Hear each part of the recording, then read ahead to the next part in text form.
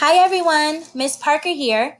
Today I'm going to show you how to log into your Google Classroom using your KIPP Texas email and password. So the first thing you want to do is make sure you're logging in with your KIPP Texas email. If it is not KIPP Texas, it will not work. So I'm going to use one of my students for example. Email is already up. So as you can see, it says kipptexas.org. Going to press next.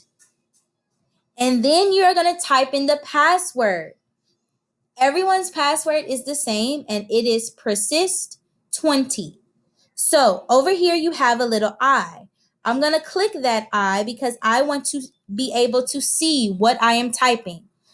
First thing I'm going to type is a capital P. You have to make sure that it is capital. I'm going to type in the rest of the password. And press next.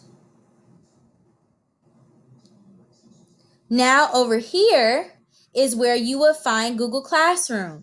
It's not up yet because students haven't been added to the classes, but you click this little grid and Google Classroom will pop up over here with all of the rest of the icons. I hope that was helpful. Bye.